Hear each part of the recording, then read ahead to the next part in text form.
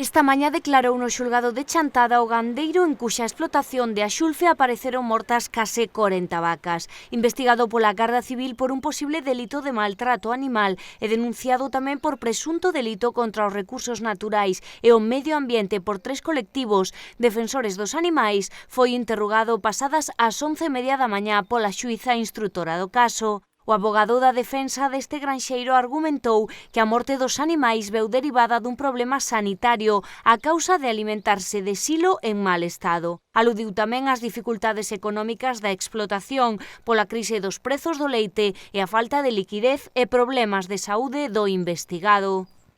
Morren 39 reses así, de golpe, desde o día 16 ao día 30 de marzo. As reses morreron por un problema dun silo en mal estado. E, de feito, os síntomas das vacas é que en 16 días aparecen un día 5 mortas, outras 6 mortas, outras 7 mortas. Os síntomas son diarrea e morte súbita en plazos de 20, 30, 40 horas e outros en 4 ou 5 días. Non se retiran esas reses de aí polo sistema que ten instaurado a administración de pago do seguro do MERC. Este señor tiña o seguro do MERC caducado.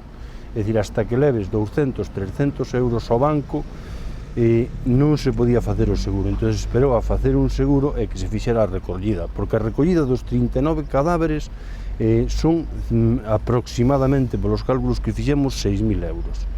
Non tiña nin 6.000 euros nin modo de conseguirlos. Tedes que ter en conta un dato moi importante, hai que ter en conta un dato moi importante, co último euro que tiña na súa conta, comprou 21 de decembro do 2015, 18.000 kilos de palla en León.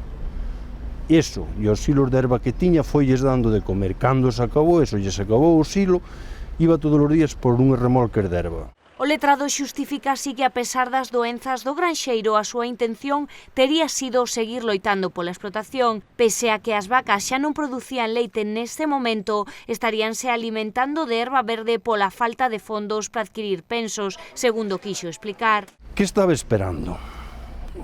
Capac non se pagou a súa hora, pagou o primeiro plazo e non se pagou o segundo plazo. Se houbera pagado o segundo plazo da PAC, houbera comprado pienso e houbera se remontado a situación.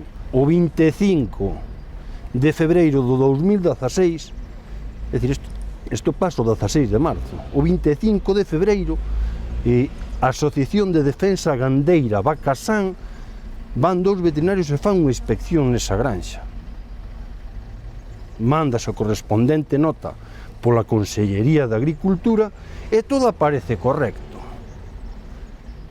Consta nos autos, aportamos a autos o certificado de que todos os animales dan perfectos.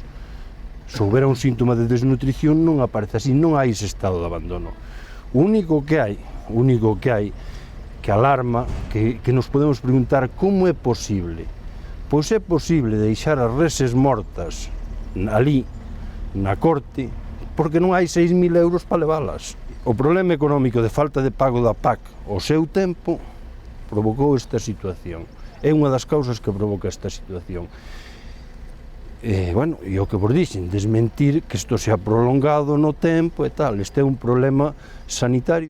Non existiría, sen embargo, ningún informe veterinario que xustifique que os animais faleceron por causa do envelenamento deste silo. O feito de sacrificar as 24 vacas que se mantiñan con vida, algo contra o que loitaron dende varias asociacións como Gaia, Provegan e varios activistas en defensa dos animais, foi argumentado así polo abogado do gandeiro.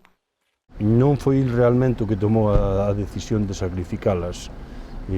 Foi algo no sitio non podían estar, había que limpiar eso e, hai un bloqueo tamén do señor, hai que dicilo que anímicamente non se toman a mellor as decisións máis acertadas, pero foi algo que lle dixeron desde a Xunta de Galicia, a única alternativa é o sacrificio ou incautación dos animales. A acusación particular pide para este veciño 2 anos e 4 meses de prisión. O abogado que representa as 3 organizacións en defensa dos animais estivo presente hoxe na toma de declaración e sinalou que o investigado se acolleu ao dereito de non contestar ás preguntas da parte da acusación. Entendemos que a declaración foi absolutamente contradictoria e achaca a morte dos animais a un suposto virus que non está acreditado, nos entendemos iso, e a situación da granxa, problemas económicos que ten desde decembro de 2015. Básicamente iso a declaración. Entendémonos que hai bastantes contradicións e hasta aí estamos.